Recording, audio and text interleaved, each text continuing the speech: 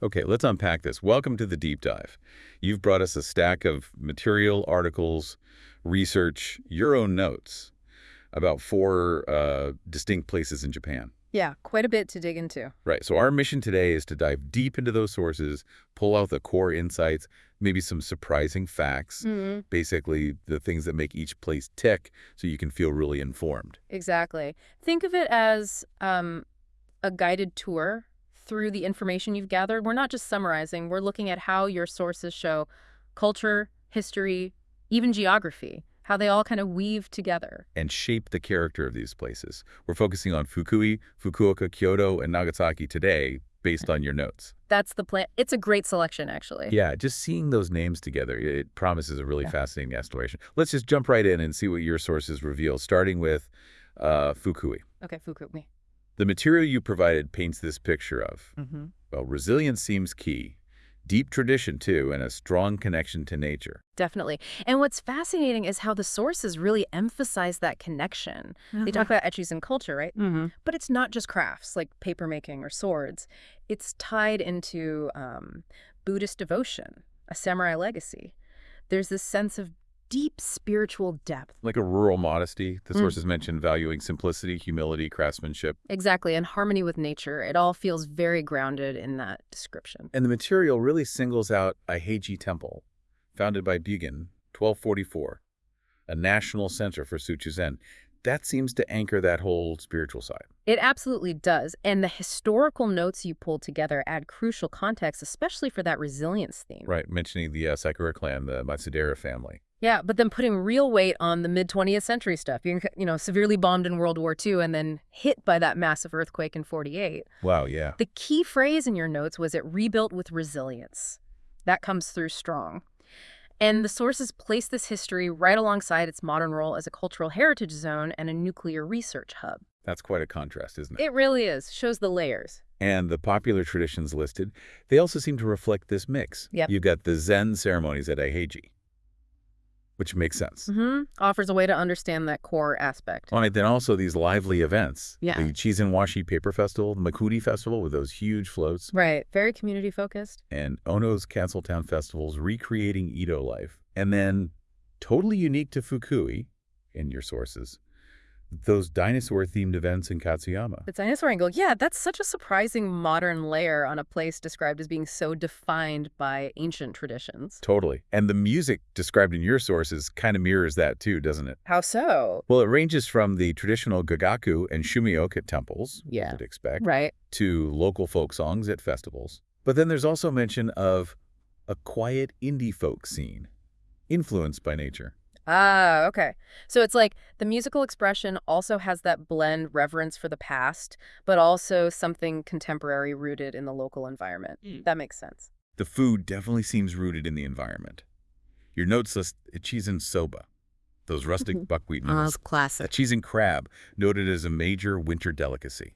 And this one I found really specific in the sources. Sauce katsudon, described as a Fukui invention. Oh, yeah. The fried pork cutlet with tangy sauce over rice? That's the one. Plus grilled mackerel preserved with rice bran, kushikari rice, wakasa watermelon. Yeah. Feels very tied to the land and sea described earlier. It really does. And even the clothing mentioned, it's not high fashion, is it? It's workman's indigo jackets, Samu for monks. Simple, earthy kimono, colorful, happy coats for festivals. Right. It reflects that practical, traditional, nature-connected identity that the sources outline. Utility, heritage, community expression. And the descriptions of the people line up with this too. Practical, quiet, warm once you get to know them, and consistently. Resilient, that word again. It keeps coming back. Your sources even list famous natives Kyuchi Tanaka, the Nobel chemist, Kenjiro Hata, the manga artist, Kazuo Inomori, Kyocera founder, specifically noting his Zen influence. Which ties right back to that spiritual depth we talked about earlier. Yeah. It's an interesting mix of people from a place described as emphasizing quiet tradition. It makes you wonder, doesn't it? The sources don't explicitly connect the dots, but maybe there's a kind of grounded, persistent energy there, cultivated by that resilient spirit they describe. Maybe. The landmarks mentioned seem to physically represent these different facets too. Iheiji, the Asakura ruins, the Tujinbo cliffs. The dinosaur museum, Maruoka Castle. Yeah, they map onto the themes in your notes pretty well. The language notes add that personal touch. Fukuiben, the dialect, described as gentle, rural. Expressions like arma for surprise, akan for no good. Kenai, meaning inside the prefecture, gives you a feel for local interaction. Yeah, and the catchphrases are telling. Right. Toward a shining future Fukui. And Dinosaur Kingdom Fukui. One looks forward, the other embraces that unique, ancient past. Plus that local boast about long life expectancy. We're the best at living long. Ties into wellness, maybe that less stressed, nature-connected lifestyle described. It builds a really consistent picture from your material. Hmm. So how does the song for Fukui stack up against this? Your notes describe it as Japanese neofolk, reflective, reverent. Earthy, yeah. With gagaku textures, shakuhachi, kodo, taiko, even field recordings. Okay. And the lyrics you pulled out? They really seem to capture that emotional core. The scent of cedar, morning mist, the bells of Eiheiji craftsmen's hands beneath dinosaur bones. Wow. So directly referencing the nature, the zen, the crafts, the fossils, everything we just talked about. Exactly. And lines like rising after fire and quake and quiet strength watches over our days. That speaks right to the history of disaster and resilience your sources emphasized.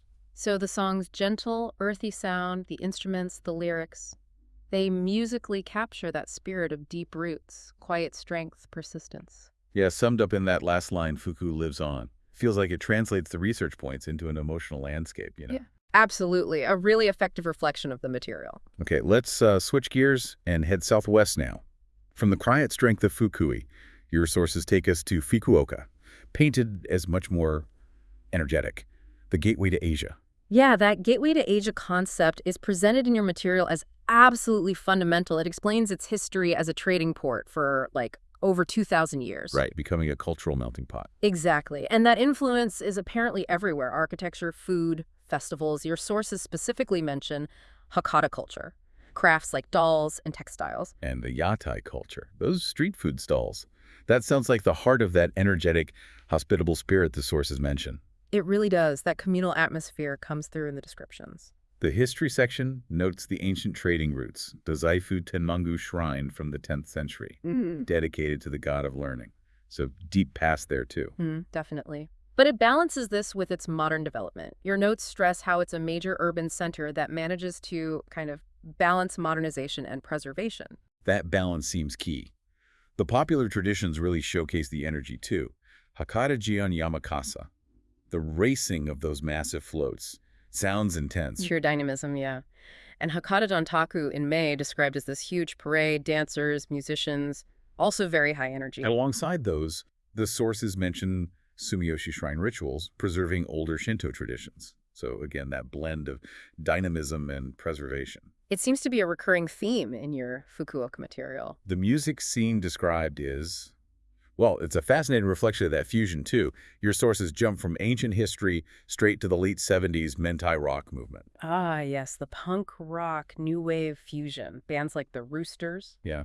And they also name-check Number Girl, the alternative rock band, and even a symphonic metal band, Imperial Circus Dead Decadence. It does make you wonder, how does a city known for ancient trade and, like, friendly street food also give birth to such intense modern rock genres? Right. What did the sources suggest? Well, they seem to present it as part of that melting pot and innovation aspect, suggesting that openness to outside influence, blending tradition with the new, it manifested in the music scene, too. Okay, that makes sense. And the food, of course, is maybe the most direct example of that fusion. Hakata ramen. Famous, yeah. Thin noodles, rich pork broth. Mentaiko, the spicy cod roe. Matsunabe, that hearty, awful hot pot. And just the variety at the yatai stalls. And your sources explicitly link some of these back to the gateway history, right? Champon's Chinese origins. And Kisela cake as a Portuguese introduction. Yeah. It's like edible proof of the cross-cultural history. Exactly. History on a plate. Clothing mentioned focuses on Hakata Ori textiles for traditional sashes, and the lively festival wear happy coats, Ichoketa. Again, tradition and community celebration. Seems consistent. Nature notes are maybe a bit less prominent. Symbolic camphor trees, seasonal azaleas, and cherry blossoms. Yeah, seems less central than in Fukui, based on your notes. And for people in pop culture, composer Yuki Kajiura, producer Tetsuya Komuro are mentioned as natives. And the city itself is a frequent setting in media because of its unique character. Landmarks really embody that tradition meets innovation theme, too.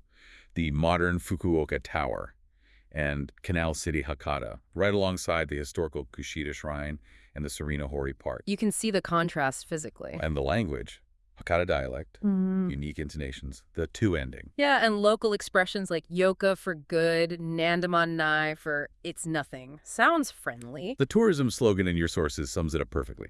Fukuoka, where tradition meets innovation, captures the core idea. It really does. So, the song for Fukuoka, your source describes it as Japanese folk rock, J-pop influences, full of Matsuri energy, bold, celebratory. Using taiko, fu, but also electric guitar, Hakata Bay chants, crowd sounds. Exactly, it sounds like it embodies that energy. And the lyrics you pulled, the lights of the yatai brighten the night, scent of tonkotsu draws hearts near.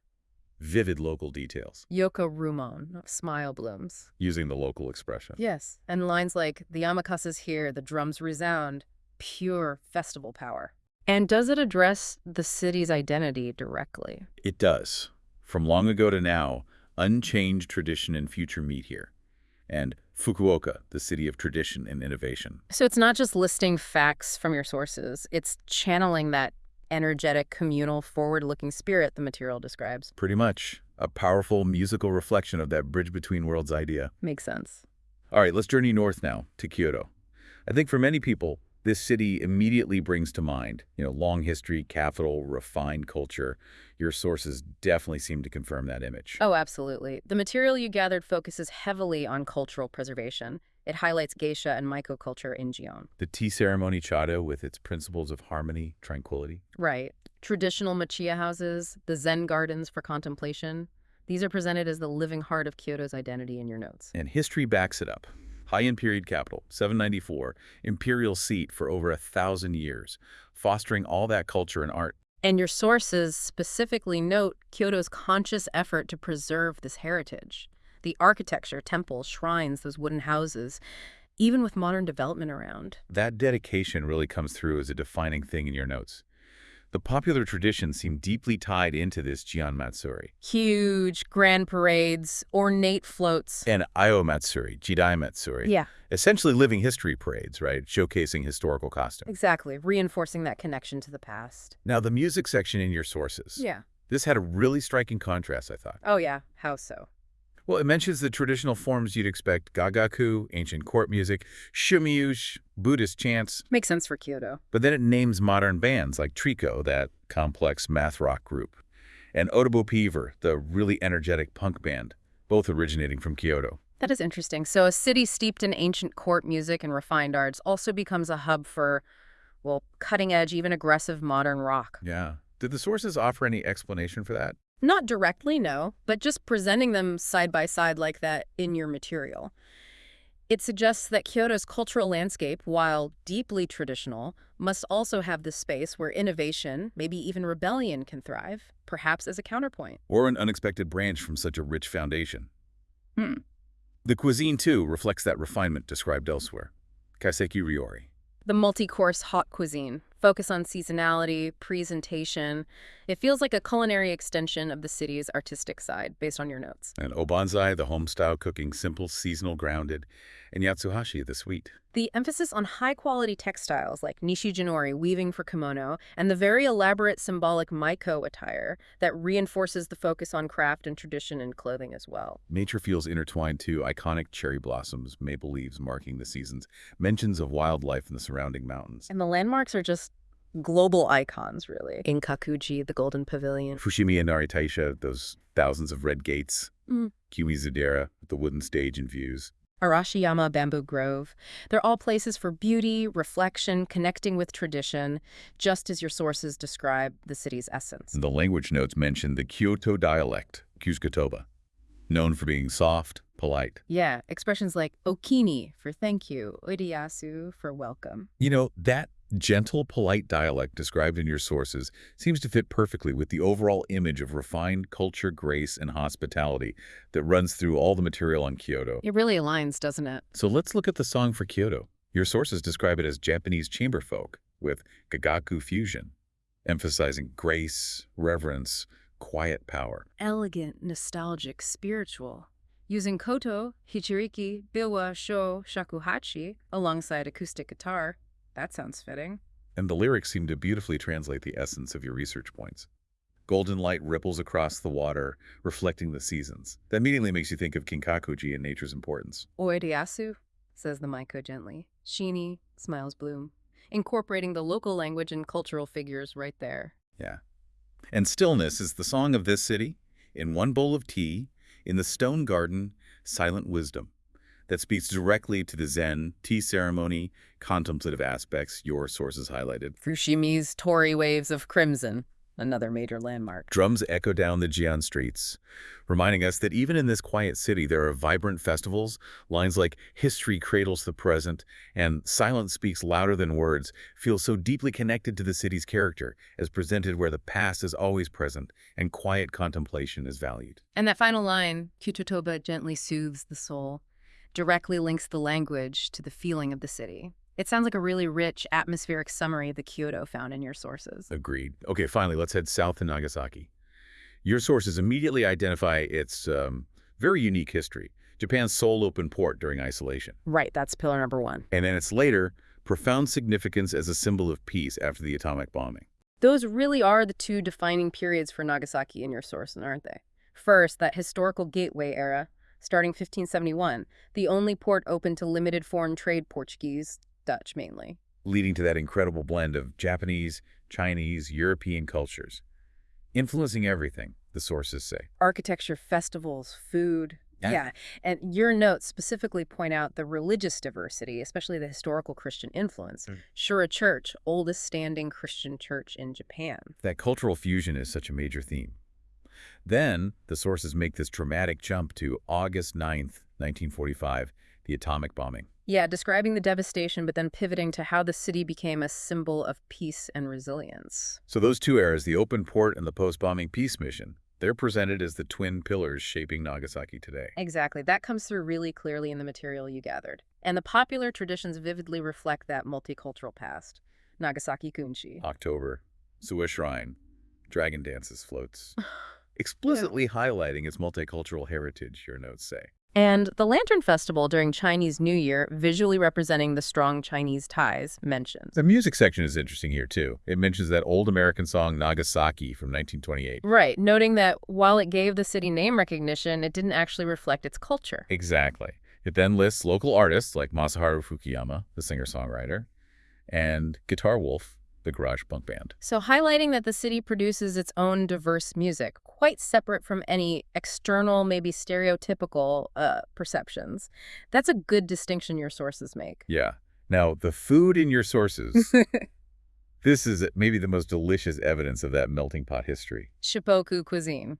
The fusion of Japanese, Chinese, Western dishes served family style. That's it. And champon, the noodle dish explicitly noted as having Chinese origins. And castella cake, linked to the Portuguese introduction. These dishes aren't just meals, they're history on a plate, directly illustrating that cross-cultural exchange the sources describe. Absolutely. Clothing is mentioned more in the context of festival attire and the general influence of Western-Eastern styles from trade. Right.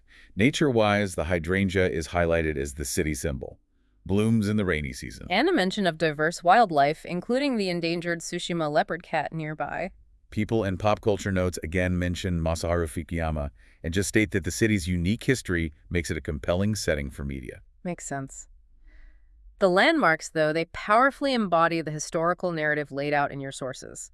Dejima. The preserved man-made island trading post, a tangible link to that Edo period port. Then the Peace Park, the statue, the memorials, a solemn commemoration, but also the center for its peace advocacy mission. And Glover Garden, with the Western-style houses overlooking the harbor, reminding you of that foreign presence. These aren't just places, they're like statements derived from your source's focus. Well put. And the language section notes the Nagasaki dialect has unique features from foreign interactions, but most significantly, the city's explicit motto in your sources, City of Peace. Directly linking its tragic past to a present-day mission, advocating nuclear disarmament, global harmony. It's a complete narrative arc presented through the details in your material, the unique dialect hinting at mixing, the landmarks telling the story, the motto articulating the purpose. It really connects. Which brings us to this song for Nagasaki. How do your sources describe its style? Japanese world folk, with Christian gospel fusion elements, reflecting a melting pot, rebuilt from tragedy. Hopeful, spiritual, mournful, but redemptive. Wow, that's quite a description. Instruments include acoustic guitar, piano, erhu, the Chinese instrument. Strings, choral vocals, gospel percussion, wind bells, peace gongs. That combination of instruments alone tells a story of fusion and atmosphere. And the lyrics you found. Deeply poignant and so tied to the source material. A foreign bell echoes, the shadow of a cross. This is the town of prayers, Nagasaki, referencing the historical, religious, and foreign presence. Lanterns glow on a lunar New Year's night. Cultures mix, connecting to the festivals and blend. Exactly. And then lines like, under one sky, everyone raise their hands in prayer. Beyond your wounds, you cradle a song. And where pain once rested, a quiet flower of peace now blooms. Clearly responding to the bombing and recovery. Etching the vow of never again directly reflects that anti-nuclear message. Yeah. And the closing lines are powerful. Even if someone weeps on the edge of the world, Nagasaki will still sing of peace. Articulating that global mission and enduring spirit derived from its history, just as highlighted in your sources, it sounds like a really moving testament. It does. A testament to the city's journey. From diverse port to this powerful symbol of peace and resilience, all based on what you provided. Wow. What an incredible journey through these 4 unique places, really, all drawn directly from the source material you brought us. Fukui, Fukuoka, Kyoto, Nagasaki, each with such a distinct character. Yeah, shaped by incredibly different histories and geographies, as shown in your notes. What's fascinating here, I think, is how these snapshots, gathered from your sources, show us that even in different corners of a country, the threads of history, culture, human experience, they're woven together in these complex, resonant ways. Absolutely. And you can see, based on the material, how each city demonstrates its own unique form of resilience or adaptation, right? Yeah, definitely.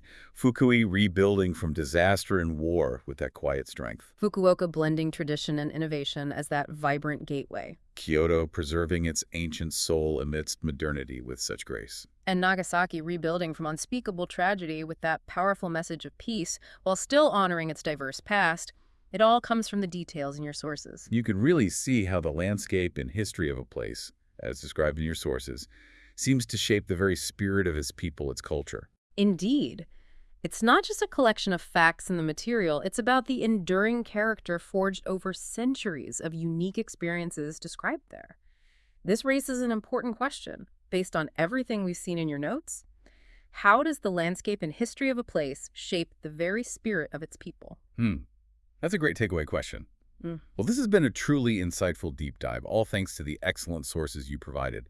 We really hope hearing these insights distilled and explored has been helpful for you. As you reflect, maybe think about what stood out most to you from this exploration, based on your own material. Perhaps it was the specific resilience of Fukui, maybe the dynamic fusion of Fukuoka, the quiet depth of Kyoto, or that powerful message of peace from Nagasaki. Or maybe just a smaller detail that resonated, a food, a tradition, a line of lyrics from those songs reflecting the research. Whatever it is, we encourage you to carry that thought with you.